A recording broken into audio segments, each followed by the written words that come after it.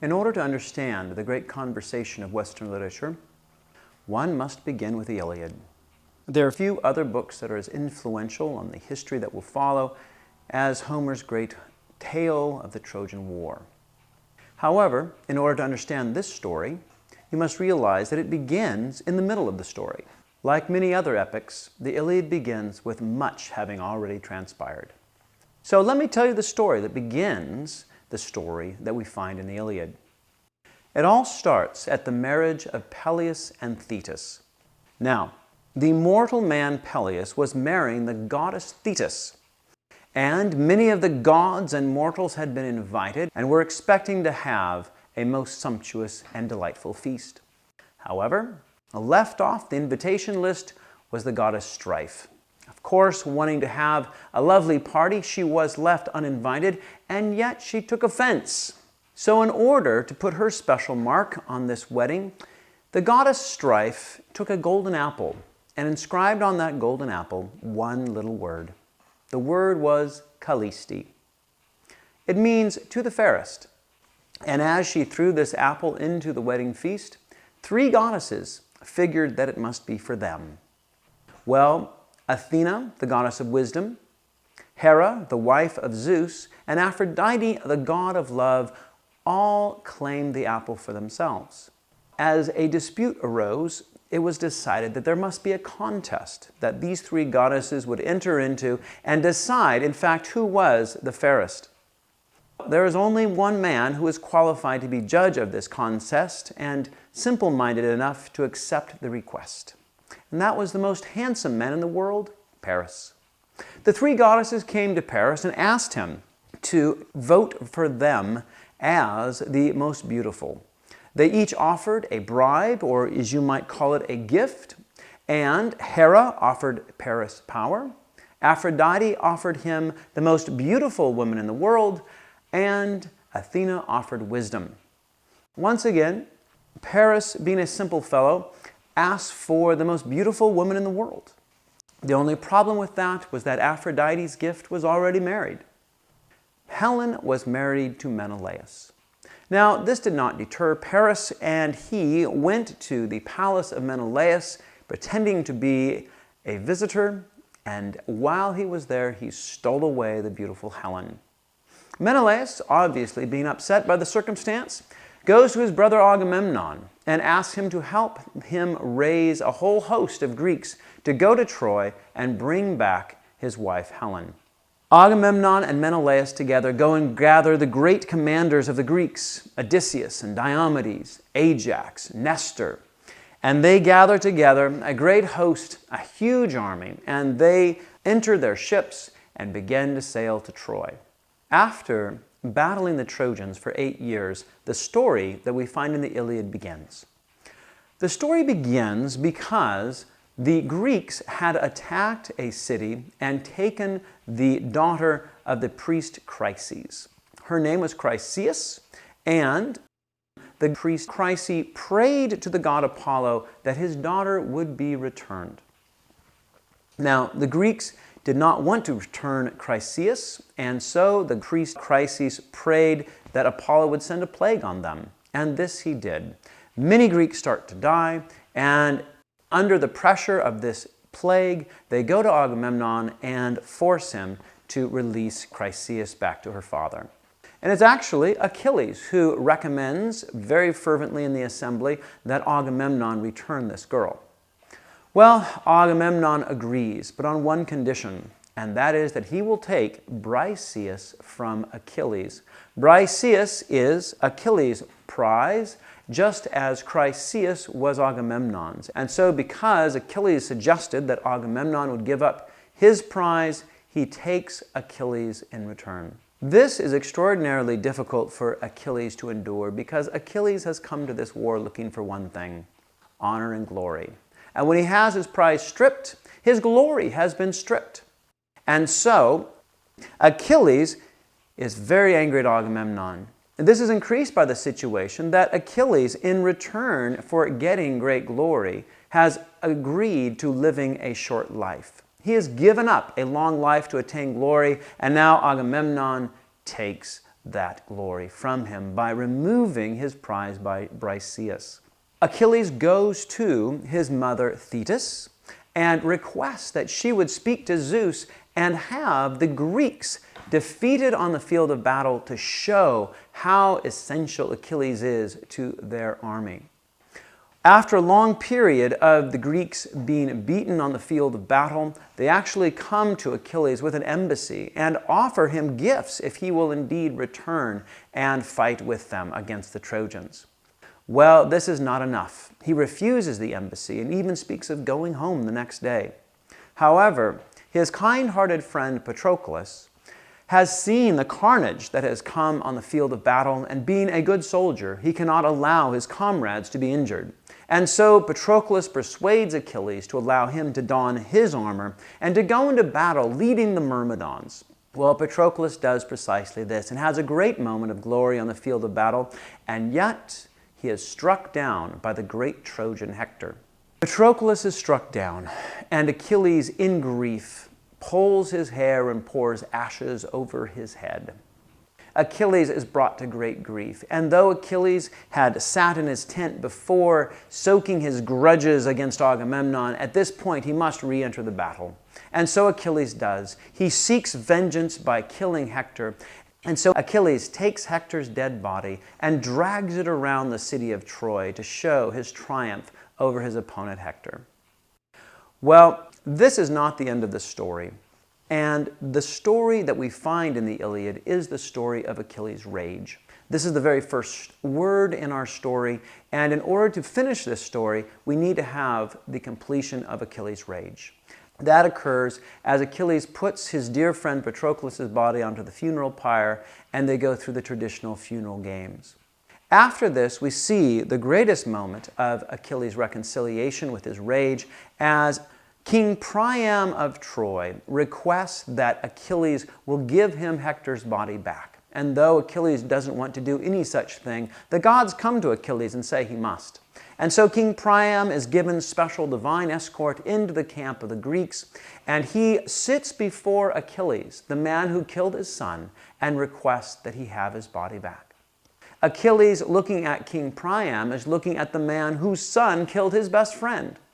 And as Achilles and King Priam sit across from one another, these two very natural enemies, they put aside their hate, they put aside their vengeance, and together they weep over their common human griefs. And so we have the end of Achilles' rage. And that's the end of the story of the Iliad.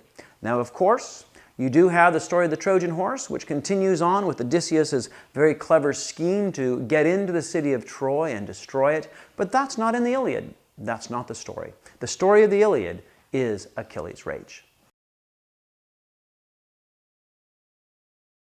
Homer's Iliad is not just a plot line to be mastered or a list of characters whose roles must be memorized. The Iliad is a book, and books are read because words are beautiful. And Homer is a particularly beautiful author in that he has such an amazing ability to portray character. One of the common techniques that he uses in this is by contrasting various character types very closely to one another. One of his favorite character pairs that he contrasts continually throughout the story is that of the cowardly Paris to his courageous and somewhat overbearing older brother Hector. It is not difficult to see Paris as being cowardly. He is actually the one for whom this war is being fought. It is on behalf of his stealing of Menelaus' wife Helen and his ability to keep Helen in Troy that these armies must wage this war. And yet Paris himself is oftentimes very reluctant to be on those battle lines where his cause is being fought. This is a reason why many of the Trojans despise Paris, and his brother Hector does not mince any words in making sure that his own brother knows just how much he is despised and how far short his character falls. Seeing Paris, Hector raked his brother with insults, stinging taunts. "What on earth are you doing, and how wrong it is, this anger you keep smoldering in your heart? Look, your people are dying around the city, the steep walls, dying in arms, and all for you, the battle cries and the fighting flaring up around the citadel. You'd be the first to lash out at another anywhere you saw hanging back from this, this hateful war. Up with you before all Troy is torched to a cinder here and now." Well, Hector has laid some very strong accusations against his brother. And usually when accusations are leveled in Homer's story, the courageous will rebut them and prove them wrong. Paris does no such thing. And Paris, magnificent as a god, replied, "Ah, Hector, you criticize me fairly, yes. Nothing unfair beyond what I deserve. And so I will try to tell you something. Please bear with me. Hear me out. It's not so much from anger or outrage at our people that I keep to my room so long. I only wanted to plunge myself in grief. But just now my wife was bringing me round, her winning words urging me back to battle. And it strikes me, even now, as the better way. Victory shifts, you know, now one man, now another. So come wait while I get this war gear on, or you go on ahead and I will follow. I think I can overtake you." Paris makes up excuses for not going immediately into battle, and his promises to follow his brother into battle once he's gotten his grief worked through are less than believable. Also, Paris lies about the winning words that his wife has been giving him. Actually, his wife has just been upbraiding him for his cowardly character and says that she wishes that he would go fight so that he'd die. Helen carries no love for Paris. However, even Helen, as weak as her own character is, understands what a courageous man is. And at this point in the story, Helen actually addresses Hector and tells him that she wishes that she had a better man for a husband, looking right at him. Even though it's obvious that the world's most beautiful woman would like to have Hector for her husband, Hector will not give her the time of day. Hector is not a man who spends much time dealing with his own feelings, and the feelings that obviously this woman may engender in him are completely disregarded. After speaking to him in this fashion, Hector replies to Helen with absolute refusal. He says, turning to go, his helmet flashing, tall Hector answered, "Don't ask me to sit beside you here, Helen. Love me as you do, you can't persuade me now. No time to rest, my heart races to help our Trojans. They long for me sorely whenever I am gone. But rouse this fellow, won't you? Let him carry himself along as well, so he can overtake me before I leave the city, for I must go home to see my people first, to visit my own dear wife and baby son." Hector is a man who is completely solid. His character is not at all influenced by the interest of Helen, and that's because he does have those he loves, and he loves them very deeply. Hector loves Andromache and his son Astyanax, and we can see the basis for Hector's courage because he lives for something more than his own feelings. Hector dearly loves those who depend upon him, and he is willing to fight and die for them, giving up his own desires. There's a very lovely section that shows you the basis of Hector's character, and as he's going off to war, his wife brings their baby son to him. In the interchange between Hector, his wife, and their son, it becomes very easy to see why this man is so dearly loved and why he loves those who depend upon him so greatly, inspiring him that courage that gives him the ability to go into battle knowing that the cause for which he dies can very well be a noble one. Andromache brings him his son, and as Hector holds his son is actually afraid of him with his army gear on, and so he actually has to remove his helmet and then embraces his son very warmly.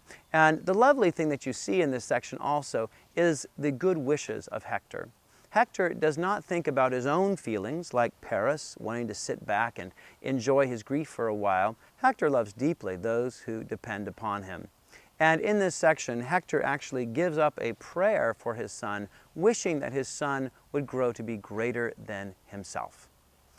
The desire of any good father not being for his own glorification through the son, but for the son's glorification through his kind fathering. In the same breath, shining Hector reached down for his son, but the boy recoiled, cringing against his nurse's full breast, screaming out at the sight of his own father, terrified by the flashing bronze, the horsehair crest, the great ridge of the helmet nodding, bristling tears so it struck his eyes. And as his loving father laughed, his mother laughed as well. And glorious Hector, quickly lifting the helmet from his head, set it down on the ground, fiery in the sunlight, and raising his son, he kissed him, tossed him in his arms, lifting up a prayer to Zeus and the other deathless gods. Zeus, all you immortals, grant this boy my son may be like me, first in glory among the Trojans, strong and brave like me, and rule all Troy in power. And one day let them say, he is better man than his father. When he comes home from battle bearing the bloody gear of the mortal enemy he has killed in war, a joy to his mother's heart. Well, Andromache pleads with Hector not to go into battle. She knows that he will most likely go up against Achilles, and in fighting Achilles will himself be struck down. And when Andromache sees Hector struck down, she doesn't say, he is destroyed. She says, I am destroyed. For Andromache, her love is an all-consuming love. And when Hector dies, her life has been destroyed because there's no other life for her than life without him. This is the sort of devotion that a courageous man inspires in those who love him. Another contrast that Homer builds throughout the story is the contrast between the compassionate Patroclus and the wrath-filled Achilles. At the beginning of our story, Achilles does have Agamemnon treat him mercilessly. Achilles has had his prize Briseis stripped from him by Agamemnon. And by stripping Briseis from him, Agamemnon creates in Achilles such an anger that Achilles will indulge himself in that time-honored human tradition of the grudge. Well, Achilles will hold this grudge so fervently that he will make a tragic mistake that will lead to his own personal misfortune. Achilles will not help the Achaeans in battle, and he will even allow his own friend Patroclus to go into battle without his assistance. And when that happens, Patroclus dies. So because of Achilles' wrath, he commits a mistake that results in the death of his own best friend. As Achilles looks at this situation, he can only reflect upon the stupidity of his own wrath. In order to, once again, bring forward this character trait in Achilles, Homer will very clearly contrast a very merciful Patroclus with this wrath-filled Achilles. I would like to read a passage that shows this compassionate character of Patroclus. It comes from when Patroclus is visiting the commander's camp, and he comes across the warrior Eurypylus. And Eurypylus has been injured, and not only does Patroclus show him compassion, Patroclus will actually stop and bind his wounds. This begins with Eurypylus speaking to Patroclus. Struggling with his wound, Eurypylus answered, "No hope, Patroclus, prince, no bulwark left. They'll all be hurled back to the black ships, all of them. All our best in the old campaigns are laid up in the holes. They're hit by arrows, pierced by spears, brought down by Trojan hands, while the Trojan power keeps on rising. Save me at least. Take me back to my black ship. Cut this shaft from my thigh, and the dark blood wash it out of the wound with clear, warm water." The brave son of Menoetius answered quickly, "Impossible, Eurypylus, hero. What shall we do? I am on my way with a message for Achilles, our great man of war, the plan that Nestor, Achaea's watch and ward, urged me to report. But I won't neglect you, even so, with such a wound." Embracing the captain, arm around his waist, he helped him toward his shelter. In aid saw them and put some ox hides down. Patroclus stretched him out and knelt with a knife and cut the sharp stabbing arrow out of Eurypylus' thigh and washed the wound clean of the dark running blood with clear, warm water. Pounding it in his palms, he crushed a bitter root and covered over the gash to kill his comrade's pain, a cure that fought off every kind of pain, and the wound dried and the flowing blood stopped. In contrast to that compassionate Patroclus, we see an Achilles who will actually mock Patroclus' grief as Patroclus comes back to Achilles' tent. He will actually treat Patroclus as if he is some child who has some sort of grief or wound that he just is too sad to be able to talk about. And Achilles will actually feign ignorance as to the cause of Patroclus' grief. And this is while most likely the screams of the dying Achaeans surround them on all sides. So they fought to the death around that benched beak ship, and Patroclus reached Achilles, his great commander, and wept warm tears like a dark spring running down some desolate rock face, its shaded currents flowing. And the brilliant runner Achilles saw him coming, filled with pity, and spoke out winged words. "Why, in tears, Patroclus?" Like a girl, a baby running after her mother, begging to be picked up, and she tugs her skirts, holding her back as she tries to hurry off, all tears fawning up at her, till she takes her in her arms. That's how you look, Patroclus, streaming live tears. But why? Some news from the Myrmidons, news for me, some message from Thea that you alone have heard. Tell me Menoetius, Actor's son, is still alive, and Peleus, Aeacus' son, lives on among his Myrmidons. If both our fathers had died, we'd have some cause for grief. Oh, or weeping over the Argives, are you? Ah, seen them die against the hollow ships, repaid for their offenses? Out with it now. Don't harbor it deep inside you. We must share it all. The extent of Achilles' mockery goes so far that you wonder why Patroclus doesn't run him through with his own sword right then and there. However, Patroclus completely brushes aside Achilles' mockery and continues to tell him of his compassion for the Achaeans. And Homer, in a moment of authorial sympathy, addresses this dear character in the second person. With a wrenching groan, you answered your friend, Patroclus, O my rider. Patroclus is the type of character that we as human beings respond to. He is kind, he is compassionate, and in contrast to the wrathful Achilles, we see just how vividly human compassion stands in opposition to our tendency to anger, our tendency to the grudge, and our ability to become so foolishly wrapped up in our conflicts that we make fatal mistakes. Homer is such an amazing author because even though he writes thousands of years ago, he still is able to portray human character in such a fashion that we can easily recognize the patterns that we experience in our own day-to-day lives. Homer, by presenting to us these various human characteristics, whether they be cowardice and courage, compassion or wrath, allows us to recognize them more clearly as we deal with them ourselves. And in so doing, we become more refined in our judgment of human character, and that leads us to the ability to use more fully what we call the image of God. In reading Homer, we're given a really good opportunity to reflect upon and more discerningly understand a very huge human experience. That is war. War continues to be a huge part of our human experience. And in reading Homer, we have a great opportunity to begin to understand that phenomena and to be able to reflect upon it well. At one point in the Iliad, the great warrior Ajax calls out as he goes into battle, "Bring up the joy of war." Now, as gruesome as it may sound, there are few things in human life that are as exhilarating as running into battle and having either swords or bullets whizzing around you, coming from men who are wielding guns and weapons who are just as intent on killing you as you are on them. There's nothing that can meet that sort of exhilaration and intensity in life. And actually, the Civil War General Robert E. Lee summed it up very well. He said, "It is well that war is so terrible, lest we should grow too fond of it." War is a tremendously engaging human experience, and we find ourselves very attracted to it. On the other hand, war is a great grief.